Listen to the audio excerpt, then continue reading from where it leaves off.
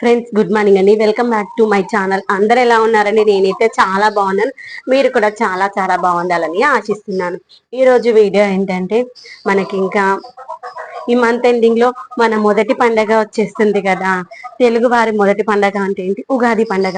ఆ యొక్క ఉగాది పండగ శుభాకాంక్షలు అండి అడ్వాన్స్డ్గా. ఆ యొక్క ఉగాది పండగ అంటే ఏంటి?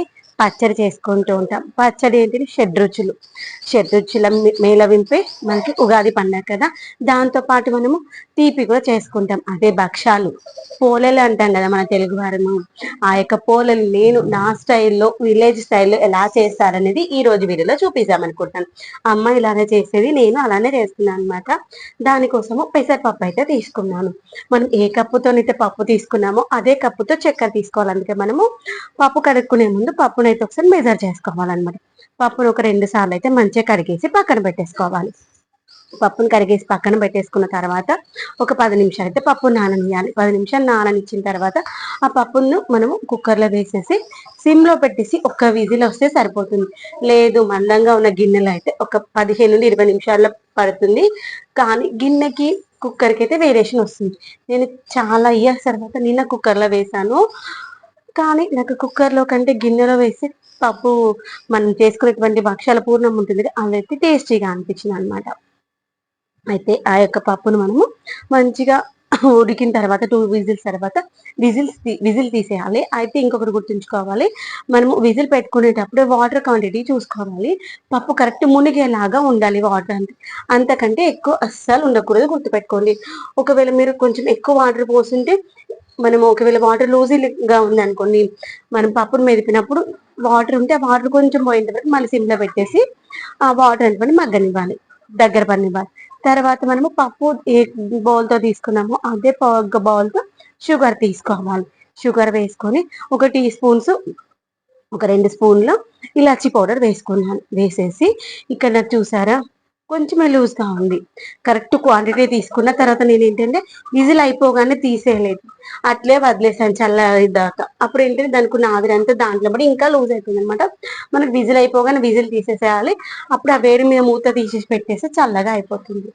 తర్వాత చక్కెర, ఇలాచి పౌడరు, ఆ యొక్క పప్పు అంతా కలిసేలాగా కలుపుకున్న తర్వాత అది ఒకవేళ కొంచెం లూజ్గా ఉందనుకోండి, స్టవ్ పైన పెట్టి ఒక 5 నిమిషాలు సిమ్లో పెట్టి కలుపుతా ఉండాలి. అప్పుడు అది అడగంటకుండా మంచిగా గట్టి పడుతుంది. తర్వాత దాన్ని స్టవ్ కింద పెట్టేసి మన ఫ్యాన్ కింద పెట్టేసి చల్లార పెట్టేసుకోవాలి. తర్వాత దానికి భక్షాలు చేయడానికి పైన పిండి కావాలి కదా. నేనైతే దానికోసం గోధుమ పిండినే వాడతాను. మన ఇంట్లో ఏ గోధుమ పిండి వాడితే ఆ గోధుమ పిండి వాడుకోవచ్చు. అంటే మనం బయట నుండి తెచ్చుకున్న రెడీమేడ్ పిండితో అయినా సరే, లేదా మనం పట్టించుకున్న పిండి అయినా పర్లేదు, చాలా మంచిగా వస్తుంది. దాంట్లో చిటికెడంటే చిటికెడు ఉప్పు వేసేసి, చపాతి పిండికి మనం పిండి ఎలా కలుపుకుంటామో దానికంటే ఇంకా కొంచెం మెత్తగా కలుపుకోవాలి పిండిని కలిపేసుకొని మూత పెట్టేసుకొని పక్కన పెట్టేసుకుని ఒక 15 నిమిషాలు పక్కన పెట్టేసుకున్నాం అనుకోండి, పిండి మంచిగా నాని సాఫ్ట్ అవుతుంది. తర్వాత ఇక్కడ నేను భక్షాలు చేయడం కోసం మన చెట్టుకున్నటువంటి బాదం ఆకులు ఉంటాయి కదా, బాదం ఆకులు అయితే తెచ్చుకున్నాను అనమాట. బాదం ఆకుల్లో చేస్తే చాలా టేస్టీగా వస్తుంది. టేస్ట్ కంటే ముందు ఆరోగ్యానికి బాదం ఆకు అయితే చాలా మంచిది అంటే నేను విన్నప్పటి నుండి నాకు బాదం చెట్టు మీద పోయిన తర్వాత అయ్యో బాదం చెట్టు లేదు అని ఫీల్ అయ్యా. చెట్టు కొట్టేశాక మళ్ళీ చిగురు వచ్చేసి చాలా పెద్దగా అయిపోయింది అనమాట చెట్టు. ఇక్కడ నేను పిండి తీసుకున్నాను కదా, ఆ పిండి క్వాంటిటీకి డబల్ క్వాంటిటీలో మనం పూర్ణం తీసుకోవాలి. పూర్ణం తీసుకొని పిండి బాగా మెత్తగా ఉండాలన్నా కదా, ఎందుకంటే మనం పూర్ణం పెట్టేసి ఇలా చేతితో పైకి అన్నప్పుడు అది ఈజీగా లాగినప్పుడు పైకి వచ్చేసి ఆ యొక్క పూర్ణాన్ని మొత్తం కవర్ చేయాలి. తర్వాత మనం ఇలా చేతితో మొత్తం రౌండ్ అన్నాం అనుకుని ఈజీగా వస్తుంది. తర్వాత మనం ఆల్రెడీ ఆకుకి నెయ్యి రాసుకొని పెట్టుకున్నాం కదా, ఇలా వేళ్ళతో కొంచెం నెయ్యి తీసుకొని పైనుండి వేసేసి ఇలా ప్రెస్ చేసుకోవాలి. ఆ ప్రెస్ చేస్తూ ఉంటే లూజ్గా ఇలా వెళ్ళిపోతుంది అనమాట. మేమైతే కొంచెం అందంగానే చేసుకుంటాము. ఈ యొక్క భక్షాలు ఒక్కొక్కరు ఒక్కో రకంగా చేస్తారు. మేమైతే లోపల పూర్ణం ఎక్కువగా పెట్టి పైన పిండి తక్కువ పెడతాము.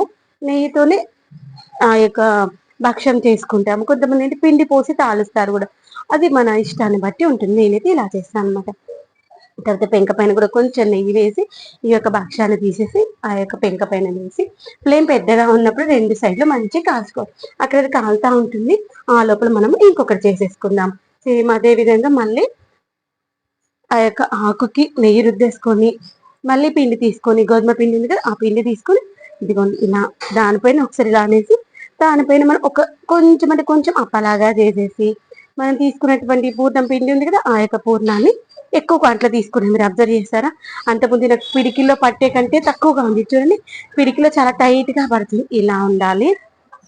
ఒకవేళ మనము ఇలా కవర్ చేసేటప్పుడు పిండి కొంచెం ఏమైనా ఎక్కువ అనిపిస్తుంది అనుకో, ఒక్కోసారి కొంచెం ఎక్కువ అవుతుంది. అప్పుడు ఎక్కువైన పిండిని తీసేసి మళ్ళీ పక్కన పెట్టేసాం అనుకో, నెక్స్ట్ భక్ష్యానికి వస్తుంది అనమాట. ఇదిగోండి ఇలా చేసేసి మంచిగా అనేసేయాలి. అలా అన్నప్పుడు పైకి కొంచెం ఏమైనా ఎక్స్ట్రా వస్తే తీసేసేయాలి. ఇలా ఒత్తేసుకుంటా ఉంటే అక్కడ ఆల్రెడీ ఒక భక్ష్యం ఒక సైడ్ కాలుతా ఉంటది అనమాట. అప్పుడు దాన్ని సరతం అంటాం కదా, చపాతీ స్టిక్, దాంతో మాత్రమే తీయాలి. అప్పుడే మంచిగా ఈజీగా వస్తుంది అనమాట. దాన్ని రెండు వైపులా మంచిగా కాల్చుకోవాలి. ఆ కాల్చిన దాన్ని కూడా మనము ఇలా ఇప్పుడు నేను అక్కడ పక్కన పెట్టుకున్నాను కదా బాదం ఆకులు, చూసారా ఇంతసేపు పెట్టినా మాడిపోయిందేమో అనిపించవచ్చు మీకు. చూసారా, ఏమీ మాడలేదు. ఎందుకంటే నేను మీకు దగ్గర నుంచి చూపిస్తామని దగ్గర వరకు తీసుకొచ్చాను, ఏమీ మాడిపోలేదు. చూసారా? తర్వాత దీన్ని ఇలా కొంచెం ప్రెస్ చేస్తూ రెండు వైపులా మంచిగా కాల్చుకోవాలి. అలా మంచిగా కాల్చుకున్న తర్వాత దాన్ని నేను స్టీల్ ప్లేట్ లో మళ్ళీ బాదం ఆకులు వేసేసుకుని దాంట్లోనే సర్వ్ చేసుకున్నాను అనమాట. అయితే బాదం ఆకులు తెచ్చుకున్నప్పుడు అయితే వాటిని నీట్ గా ఫ్రెష్ గా కడిగేసుకొని పెట్టుకున్నాను అనమాట. ఎందుకంటే మనము దుమ్ము ఇట్లా పడతా ఉంటుంది రోడ్ పైన వచ్చేటువంటి డస్ట్ కదా, అందుకని ఒకసారి కడిగేసి వాడుకున్నాం అనుకుని బాగుంటాయి. ప్లేట్ లో వేసుకుని బాదం ఆకులు మంచి అందరం తలా ఒకటి తిన్నాం అనమాట. చాలా ఎమ్మెగా ఉంటుంది. ఇది చేయడం కూడా అంత ఏం కష్టమేం కాదు. ఎందుకంటే మనం వంట చేసేటప్పుడు పప్పు నానబెట్టేసుకొని స్టవ్ పైన పెట్టేసుకున్నాం అనుకోండి, ఆ లోపల పప్పు ఉడికిపోతుంది. తర్వాత దాంట్లో చక్కెర వేసేసుకొని మెరిపేసుకున్నామంటే ఈజీగా క్విక్ పూర్ణం అయితే అయిపోయింది రెడీ ఈ యొక్క అయిపోతుంది. చపాతీ భక్ష్యం. పిండి కలిపేసి కావాలంటే పెట్టుకున్నామంటే కొంతమందికి ఈ యొక్క ఈవినింగ్ టైం భక్ష్యం టీ పైన కూడా టైంలో నెయ్యి చేస్తానమాట. వేసుకొని తినడం అంటే ఇంకా కూడా ఇది చేసిన రోజు టీ క్యాన్సిల్ చేసుకుని పాలు కూడా క్యాన్సిల్ చేస్తాం. తాలో ఒక్కటైతే తిన్నాము. కొంచెం నెయ్యి ఎక్కువ కావాలనుకున్న వాళ్ళకు కొంచెం నెయ్యి ఎక్కువ వేసుకోవచ్చు. అత్తే వాళ్ళకి నెయ్యి ఎక్కువ ఇష్టము, అందుకని వాళ్ళకి నెయ్యి ఎక్కువగా వేసాను. మాకైతే నెయ్యి చాలా తక్కువగా వేసాను. మన ఇష్టాన్ని బట్టి వేస్తాను.